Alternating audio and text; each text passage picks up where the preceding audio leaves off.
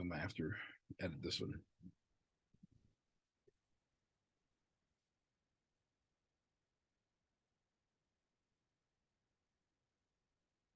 This is something I wrote some years ago. Just some reflections on maybe some of my experiences in the military and working in law enforcement, and just kind of understanding or trying to understand how I felt about things at the time. I've been out of that world for quite a long time now. I served in the Marine Corps for 8 years, 2002 to 2010, was honorably discharged.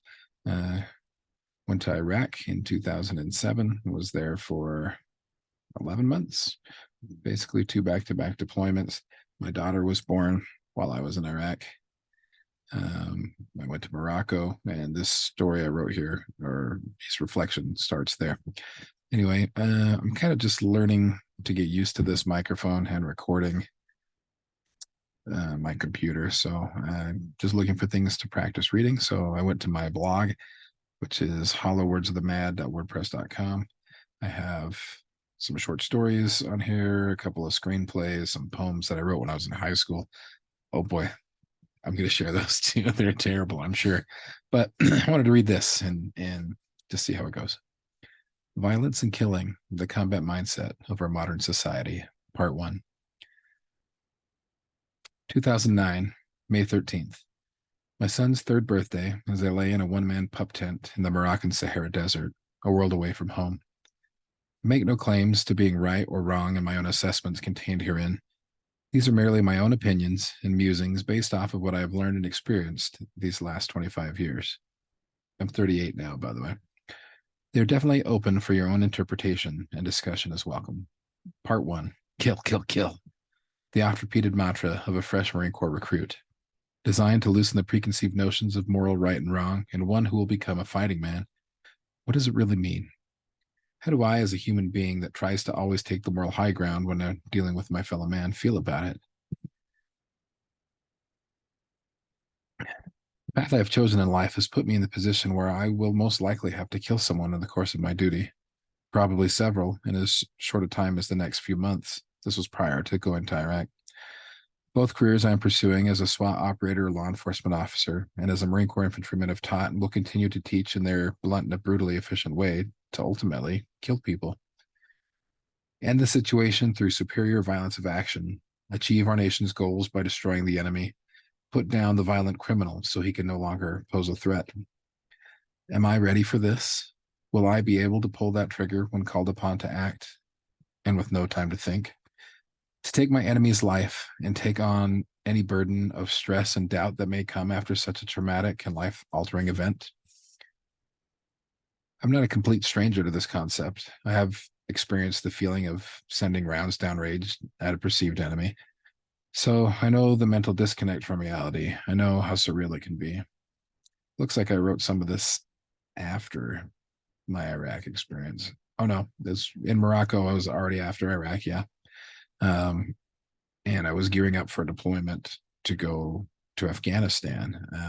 That's a whole nother story. Let's resume. A harsh truth I have come to be intimately familiar with, not as of yet through direct personal experiences, that quote, some people just need killing.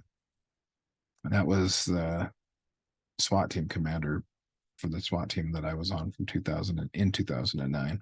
And I still agree with that. And we can get into that at another time. In my culture, in my country, this line of thought flies in the face of what would be considered normal thinking, normal morals, normal values. No one is born a killer, and no one is raised to kill others, at least not in our society, in our safe pocket of reality. It's not the social norm to kill people. In point of fact, we are raised to the contrary, living our lives taught that killing is wrong. Or are we? Not if you play video games or watch television or go to the movies. Not if you actually pay attention to what sort of entertainment media society is producing and indoctrinating our youth with. Sex is bad and violence is good. Kill orcs, kill criminals, kill monsters or aliens or those who wrong you. Kill the guy that comes onto your turf. Kill those who look at you wrong or don't believe what you do. Kill those who are different. Kill a school full of students. Okay. So where's the line? Why is there so much? Why is there such moral outrage when someone kills our children, even though we are so quick to flood them with extraordinary violence and slaughter to effectively raise them to believe that violence is the ultimate answer to our problems? Don't misinterpret me. I love action movies and violent war movies, etc. I merely raise the point that we cannot blame our problems on someone else or on the media, though they are bloody thirsty, self-interested mongrels that would sell you out in an instant, caring only about money and the sensationalism of the story and rant. We've only to look to ourselves to figure out what is wrong with our society. We need to take responsibility for our actions and our inactions. When does killing leave the realm of what is morally acceptable by societal standards and become wrong, unjust, or evil?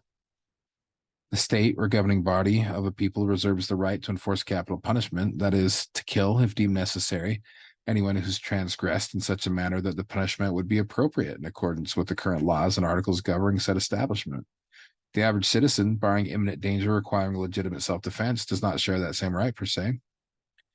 A citizen in our society cannot perceive a wrong to be done and take it upon himself to seek out the perpetrator and execute him, in effect administering capital punishment. Why? Because that person isn't who we as a societal whole has given the trust to. He's not the one we have trained and set guidelines for. It's not the person we have given permission to kill others. Consider the following. A thug or a gangbanger caught up in a vicious turf war kills a rival gangbanger. In the process, several innocent bystanders are also killed by his actions. This fundamentally is morally and ethically wrong to us. A soldier is involved in an intense firefight. A strong and determined enemy is intent on murdering him by any means necessary. Through measured tactical response, the soldier is able to repel the enemy assault and kill several enemy combatants in the process. Unfortunately, several innocent bystanders are wounded or killed in the battle. This is what's called collateral damage, and while it involved the deaths of innocents, a certain amount of collateral damage is considered acceptable by government standards. What ultimately is the difference? Is there a difference? In both scenarios, innocents are killed. Why is it acceptable in one scenario, but not the other? I realize that this is a black and white interpretation, but it's just a rough example. I feel like the difference has somewhat to do with the intent or reason behind the act of violence. For the gangbanger, let's assume his intent was to protect his honor, to elicit fear, terror, in his perceived enemy, to garner what he believes is respect, notoriety, and glory. Ultimately, what his reasoning boils down to is that he killed another purely to exert his will upon others, to put himself in a position of power and to take away the freedom and life of the other. This is despotism of a sort on a miniature scale and is abhorrently wrong.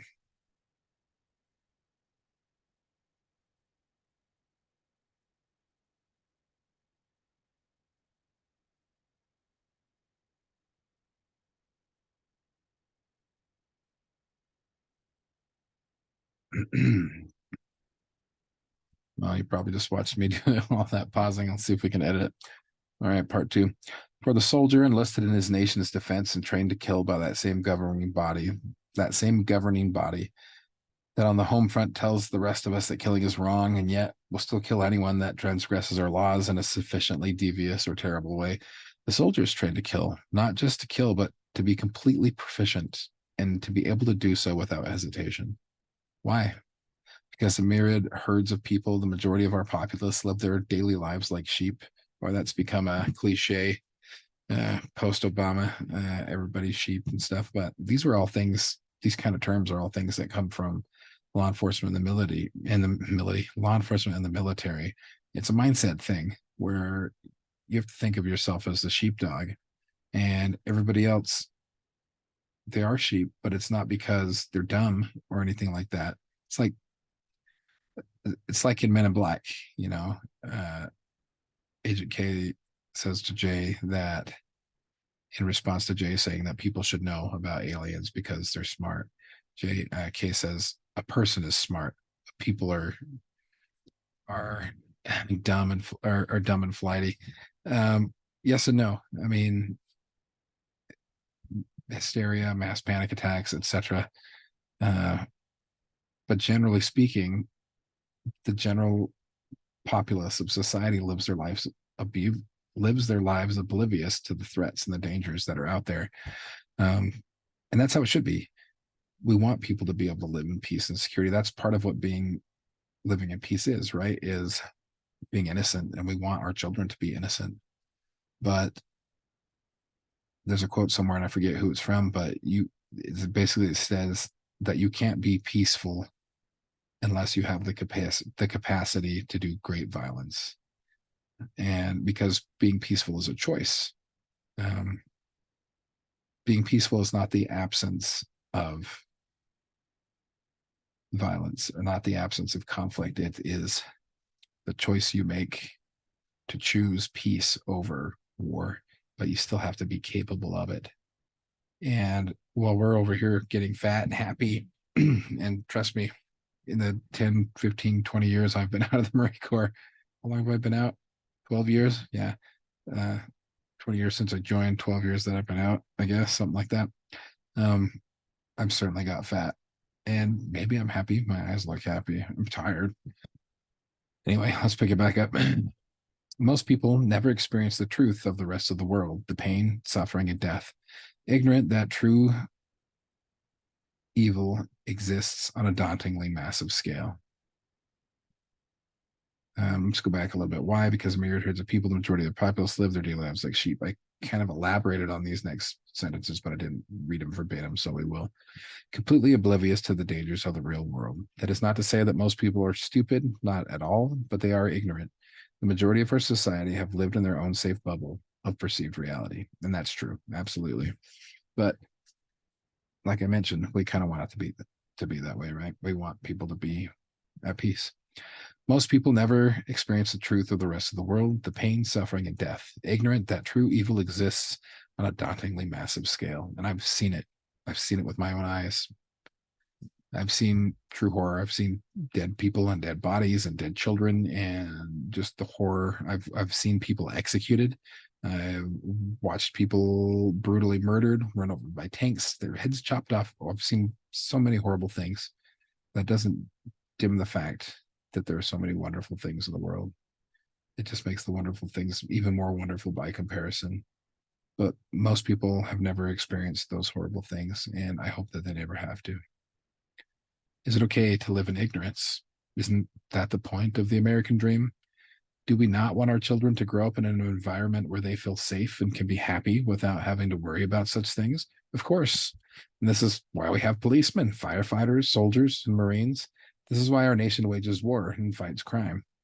Well, than oil these days, right? But remember that ultimately the government cannot fight all of your battles for you. There may come a time when you truly, really, really, truly need help, and the only person that can come to your aid is you. So you owe it to yourself, those around you, your children and their children, not to live in complete ignorance, not to live as a blind sheep who have no choice but to bow before the butcher at the slaughterhouse. So while people do live as sheep, you can rise above being just a sheep, right?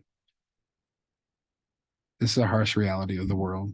When seconds matter, the police are only minutes away.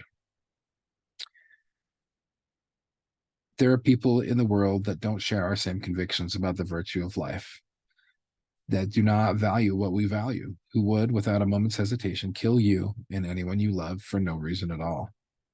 Well, for their own reasons, they might seem like no reason to you. This harsh truth is the reality of the world. And as I mentioned, I've seen it firsthand. I've seen it secondhand. It haunts my dreams sometimes, even now, years later. And so, in the case of the soldier, we train those few who are willing to put aside their lives, their own freedoms and self serving needs aside. Off we send these young men and women, many at the risk of loss of their own lives, yet they still volunteer. We send them to kill those who would kill us. We kill them before they kill you. We send our youth to protect our wives, our children, our elderly, our hale and our infirm, our fat and our thin, our wealthy and our poor, our way of life. Who has the right to decide that their way of life is more important, more correct than another? Is it ours? I say absolutely. Absolutely, in the context that all men have the right to life, liberty, security, freedom, and happiness. That's something wholly unique in the entirety of human existence. No other society on earth has the type of freedom that we have in the United States, and that is something worth fighting for. It's too bad that those bastards in Hollywood, those bastards in Hollywood, and those, maybe I said it right, Freudian slip, and those bastards in DC have perverted what our country stands for. Thus, we bear the burden of responsibility to protect that which is ours from the ravening wolves who would, for spite or money or power or lust or insanity or any reason you can imagine, and yes, even for no reason at all, deprive us. Of this, I am sure, and I still feel this way. No one has the right to threaten my family, be it slavery or death or false imprisonment. It is our God given right, our natural state for those not into God, that all men should be free, free to choose, free to go their own way and to live life as they would, to believe what they want to believe and to act as they like. Unless and until, of course, such actions, beliefs, or behaviors threaten to harm or cause injustice to befall others. This unalienable right can be called a cause, and it is why occasionally we must allow ourselves to break the boundaries of what normal everyday life would have you believe is wrong. I need to edit this paper. Take it upon ourselves to stop evil cold, because, as I have said, there is true evil in the world, and it cares nothing save its own gluttonous desires and lusts. It feels no guilt or remorse for your pain and suffering. Evil has many faces, each more seductive and innocent than the last, each more terrible and frightening than you can imagine. It feels no guilt or remorse for your pain or suffering. It's true. While we're getting fat and happy, the enemy, whoever they are, is out there training to kill you. We must never allow ourselves to wear the face of evil, to allow that mask to become our own. So we have to understand why we might take that ultimate step, and why we must be prepared to do violence if necessary. It's so we can protect the things that we love. That's the only reason, right? Whether it's protecting your neighbor or your friend or somebody in your community, never out of anger, never out of hate, never out of malice. Protect that which you love. There was once a wise, powerful, inspiring warrior, a leader of great faith. After facing down a massive and powerful enemy that had set out to destroy him, his people and everything they knew or loved completely and utterly into extinction. This man was able to turn the battle through the faith of the people and the cause for which they fought. Now, this is a scripture reference. I'm not religious anymore, but I do still love this story and this man Alma. And I'll just paraphrase it a little bit. Having essentially cornered his foe, the balance of power now in his hands, he could have easily begun the task of returning the merciless slaughter that was inflicted upon him. This man named Alma refrained. He addressed the opposition leader, saying, "We do not desire to be men of blood. Ye know that ye are in our hands, yet we do not desire to slay you.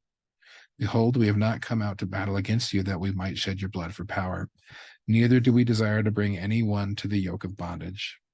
But this is the very cause for which ye have come against us. Yea, and ye are angry with us because of our religion. And now I command you in the name of that all-powerful God, by our faith, by our religion, and by the sacred support which we owe to our wives and our children, by that liberty which binds us to our lands and our country, and also by the maintenance of the sacred word of God, to which we owe all our happiness, and by all that is most dear unto us.